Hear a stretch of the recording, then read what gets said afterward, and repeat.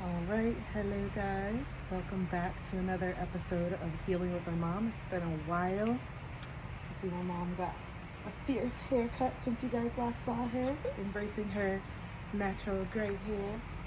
Yes. Right on, right on. You look beautiful. Well, I guess I'll get right into the question. So I feel like a lot of people don't speak their truth to their parents because, they're scared of hurting their parents' feelings or severing the relationship completely, the parents getting angry at them, messing up the family. Or they don't feel like they'll be heard or seen anyway, it won't matter. So there's a lot of reasons why people don't speak up. And for me, I didn't think that I would be heard or understood, or that any changes would happen, and also just fear and not wanting to hurt my parents. So I wanted to ask my mom today, what has been the ripple effect and from the last 10 months from when I first started talking to her about my truth to now? Okay. How have you been feeling? Feeling great, but all those are valid reasons why a kid probably would not tell their parent how they felt about stuff or their truths. Okay? It's a big risk you take. Yeah. So, I just think it was, for me, timing and going through what I've gone through helped me to understand that there are consequences to all of our actions. So the way I was treated transforms to me taking it to my household when I'm the parent, and so things affect you. Yeah. And I've had an opportunity to really think and go back into my childhood a little bit and give reasons, why this happened. So, Yeah, I know. I understand what you're saying. And do you feel like it's caused multiple emotions then? Oh yeah. Like anger, grief, sadness? What has been like your biggest? Oh, I guess just accepting that. And I knew this all along. I'm not perfect, and I made some mistakes, and I was living through life, like I said, fast. But my daughter was hurting, and if she had never talked to me, I would not probably be on this road to recovery, which is a long, hard road. You've been doing great. I just want to take a second to celebrate you, just from the last time that we even did a question, which was like a couple months ago, until now.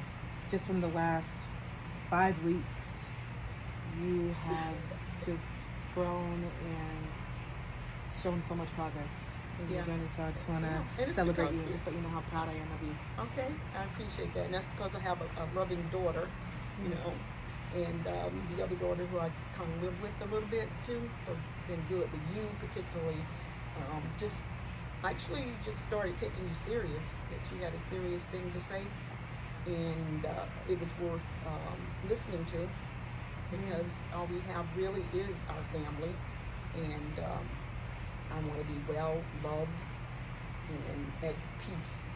And so the way you get to that is being open to things that that have happened along the way, and see if you can correct them.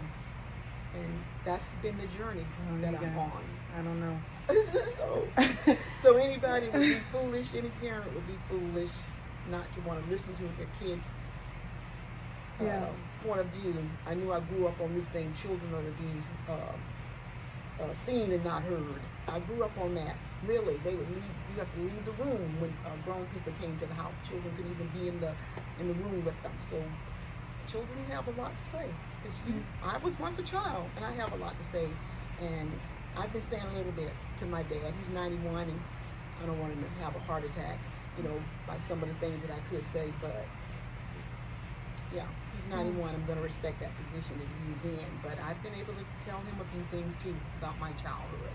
Yeah, and I think that's beautiful, because just to even imagine you having these type of conversations with Granddaddy is just mind-boggling to me. I never thought that anybody would say anything or discuss anything, and so it just really shows the power of speaking your truth and how it's such a ripple effect, and how one person, can really wake multiple people up and changing these toxic family dynamics, where one of the biggest things, especially in the Black community, is just not talking about anything at all, and just pretending that these problems that don't exist and that the pain that we're feeling is not real, and we just need to be strong through it all.